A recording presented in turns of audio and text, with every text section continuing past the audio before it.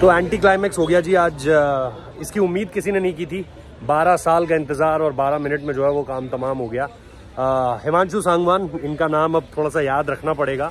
और जिस तरीके की गेंदबाजी उन्होंने की है, काफ़ी चार्जअप लगे उस समय पर जब विराट कोहली का विकेट उन्होंने लिया। बट शुरुआत से शुरू करते हैं। आज उतने फैंस नहीं आए। एक तो सबसे बड़ी एक हैरानी की जो बात थी वो सबसे बड़ी ये थी कि कल के मुकाबले आज आधे फैंस थे। मतलब अगर कल 15,000 फैन रहे होंगे तो आज 7-8 हज़ार के करीब थे। इससे ज़्यादा फैंस नहीं थे। ये मेरी समझ से परे है कि ऐसा क्यों हुआ भाई साहब, ऐसा क्यों हुआ। और इन सारी चीज़ों के बीच में अगर आप ये देखोगे कि कहाँ से चीज़ें जो है वो बननी शुरू हुई। आज सुबह से ही इंतजार इस बात का था कि विराट कोहली बल्लेबाजी के लिए कब आएंगे। यश धुल के खिलाफ एक down the leg side appeal थी। मतलब काफ़ी, जिसे आप बोलो कि सब्जेक्टिव था वो, कि क्या वो आउट हैं नहीं हैं, लेकिन किसी को कोई मतलब नहीं था क्योंकि शोर इतना ज़्यादा हो चुका था। वो one of the loudest share था, क्योंकि लाउडेस्ट शेयर तब हुआ जब विराट कोहली बल्लेबाजी के लिए खड़े हुए। ग्लव्स पहने उन्होंने, और वो जो वॉक था उनका बल्लेबाजी के लिए, वो सबसे ज़्यादा सेलिब्रेट किया इस मैदान ने। और होना भी था, क्योंकि उन्हीं का तो इंतज़ार था। शुरुआत में थोड़ा सा खाता खोलने में वक्त लगाया और गेंदें मिडल भी करी। ऐसा भी नहीं लग रहा था कि बहुत ज़्यादा बीट हो रहे हैं। सारी चीज़ें बढ़िया चल रही थी। और फिर एक दनाता हुआ चौका मारा। एक ही चौका मारा, डाउन द ग्राउंड मारा, आगे निकलकर खटाक शॉट था। बट उसके बाद बारी आती है हिमांशु सांगवान की, जो कि एक टिकट कलेक्टर है। और अब मतलब अभी थोड़े टाइम पहले ही ट्रांसफ़र भी मिला है और प्रमोशन भी मिला है।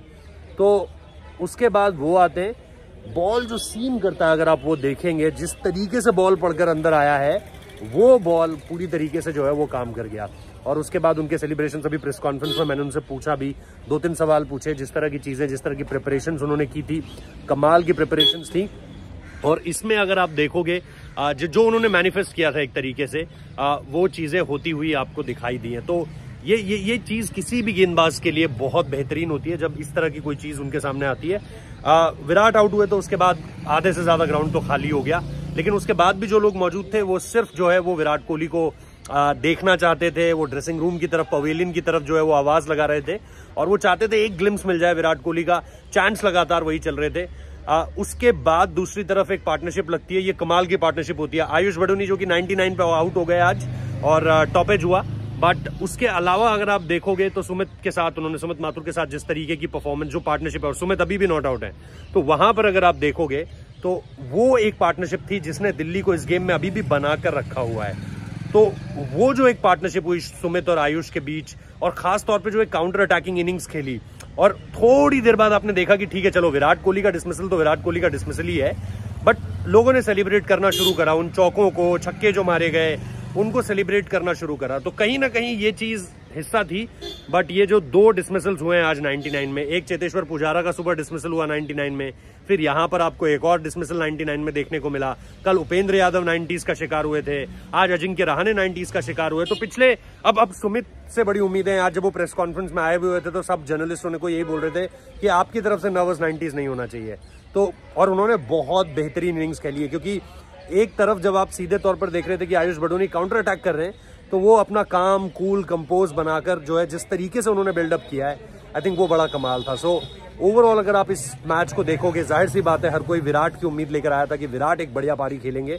बट आयुष बडोनी ने वो किया, सुमित ने वो किया। आपको हिमांशु सांगवान की बात करनी चाहिए, और इसके साथ साथ उनकी जो जर्नी रही है वो भी बड़ी कमाल की रही है, क्योंकि यहाँ इसी राज्य के लिए, दिल्ली के लिए ही उन्होंने, आप देखो, अंडर 19 खेला हुआ है, डोमेस्टिक क्रिकेट काफ़ी खेली हुई है, ट्रायल्स इस मैदान पे बहुत ज़्यादा दिए हुए हैं। तो काफ़ी अगर आप उनकी क्रिकेट को देखोगे तो वो यहाँ पर खेली गई है। अब रेलवेज के लिए खेलते हैं जब उनको बहुत ज़्यादा मौके यहाँ से नहीं मिले। और एक चीज़ तो आज मिस हुई है, दिल्ली के पास ऐसे गेंदबाज नहीं है जो लॉन्ग स्पेल्स डाल सके। खासतौर पे फास्ट बॉलर्स ऐसे नहीं है हिमांशु जैसे, जो आपको लंबे स्पेल्स डालकर दे सकें। सो मेरे हिसाब से वो एक आउटस्टैंडिंग चीज़ रही, आज की फाइंड रही वो। बाकी देखते हैं कल जिस तरीके से भी चीज़ें होंगी आप लोगों को वो भी बताएंगे। For now thank you so much for watching this video. Subscribe कर लेना, नोटिफिकेशन बेल प्रेस कर देना। बाकी मिलते हैं आपसे।